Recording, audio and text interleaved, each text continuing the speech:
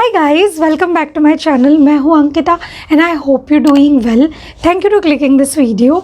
Netherlands में मैंने जितनी भी चीज़ें यहाँ सीखी हैं या जितनी भी चीज़ें मुझे पता चलती जा रही हैं, मैं उन पर कोई ना कोई वीडियो किसी न किसी टॉपिक पे ज़रूर बना रही हूँ। अगर आपको और वीडियोस भी देखने हैं तो अभी आपको यहाँ पर लिंक में उनकी प्लेलिस्ट मिल जाएगी। आप वहाँ जाकर नेदरलैंड से रिलेटेड, यहाँ के कल्चर से रिलेटेड वीडियोज़ देख सकते हैं।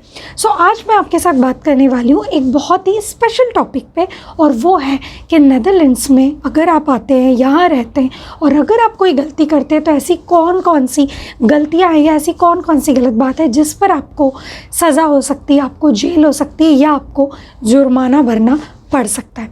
वैसे तो मर्डर पे, चोरी पे हर देश में कानून है, आपको जेल होगी, कहीं पर भी ये चीज़ फ्री में नहीं मिलती। लेकिन ये ज़रूर है कि यहाँ पे उसके अलावा भी कुछ चीज़ें हैं जो आपको ज़रूर थोड़ा सा कहना चाहिए आश्चर्य में डाल देगी कि क्या इन चीज़ों पर भी जुर्माना हो सकता है या इन चीज़ों पर भी जेल हो सकती है। सो बिना देर गवाए आज की इस वीडियो को स्टार्ट करते हैं। अगर मेरी आवाज़ थोड़ी सी आपको अलग आ रही है तो आज मौसम थोड़ा अच्छा था तो मैं गैलरी में बैठी हूँ, तो हो सकता है थोड़ी सी हवा की आवाज़ आ रही हो, बट आई होप कि आप कर लेंगे मैनेज। तो आज की वीडियो को स्टार्ट करते हैं। Let's get started.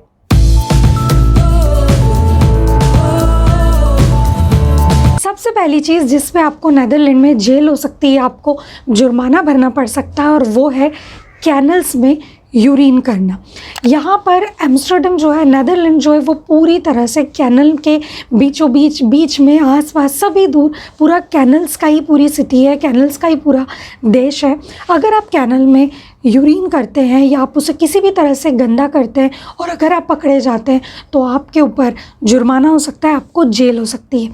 सिर्फ एक कंडीशन है कि आप कैनल में जाकर बाथरूम कर सकते हैं, और वो है कि अगर आप प्रेग्नेंट है। सिर्फ प्रेग्नेंट लेडी के आगे ये सारी कंडीशंस फेल है, वरना आपको यहाँ पर जुर्माना या जेल हो सकती है अगर आपने यूरिन कैनल में जाके की। दूसरा है पटाखे।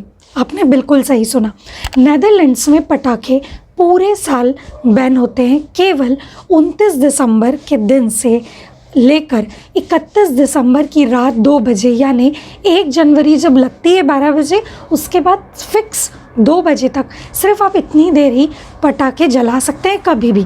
यानी 29 से लेकर 1 तारीख लगने की रात 2 बजे तक आपको फायरवर्क्स करना, पटाखे फोड़ना लीगल है। लेकिन इसके अलावा अगर आप पूरे साल में कभी भी पटाखे फोड़ रहे हैं तो आपको प्रॉपर परमिशन लेना ज़रूरी है। अगर आप पटाखे बेच रहे हैं तो उसके लिए भी आपके पास प्रॉपर परमिशन होनी चाहिए। लेकिन ख़रीदने के लिए तो है ही, साथ ही साथ जलाने के लिए भी आपके पास गवर्नमेंट से परमिशन होनी चाहिए कि आपको फायरवर्क्स, पटाखे क्यों जलाने।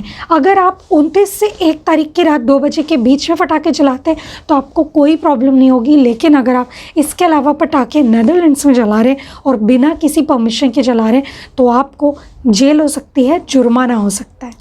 नंबर 3, जैसा कि हम सभी जानते हैं कि नेदरलैंड्स में साइकिल्स बहुत इंपॉर्टेंट है। यहाँ का एक सिंबल है, यहाँ की एक आइकॉनिक चीज़ है साइकिल। यहाँ अधिकतर लोग साइकिल चलाते हैं, हर किसी के पास साइकिल होती है। लेकिन साइकिल के भी अपने कुछ रूल हैं। गवर्नमेंट ने साइकिल के रूट जिस तरह बना रखे उस तरह से एक चीज़ और डिसाइड की हुई है। अगर आपकी साइकिल में आगे हेडलाइट नहीं है, आपकी साइकिल में बेल नहीं है, तो आपको यहाँ पर साइकिल चलाना मना है। ये इलीगल है पूरी तरह। और अगर आपको कोई भी पुलिस वाला या कोई भी गवर्नमेंट सेक्टर वाला पकड़ लेता है बिना लाइट के या बिना बेल के साइकिल के साथ, तो आपके ऊपर अच्छा खासा जुर्माना लग सकता है, इवन आपको जेल भी हो सकती है। तो अगर आप नेदरलैंड आए हैं और यहाँ आपने साइकिल रेंट पे ली है या आप यहाँ रहने आए हैं और आपने साइकिल ख़रीदी है, तो मेक श्योर कि आपके पास उसमें लाइट हो और साथ ही साथ उसमें प्रॉपर बेल हो। नेक्स्ट, और जो मुझे काफ़ी पसंद आया, और वो है आप नेदरलैंड में किसी भी जाति, धर्म या किसी विशेष संप्रदाय के बारे में किसी भी प्रकार की कमेंट नहीं कर सकते। कोई भी कमेंट, यानी कोई भी, या कोई डिसेबल ऑर्डर है या किसी को कोई भी प्रॉब्लम है तो आप उसके डिसेबिलिटी पर, उसके धर्म पर, उसकी जाति पर किसी भी तरह की कमेंट नहीं कर सकते।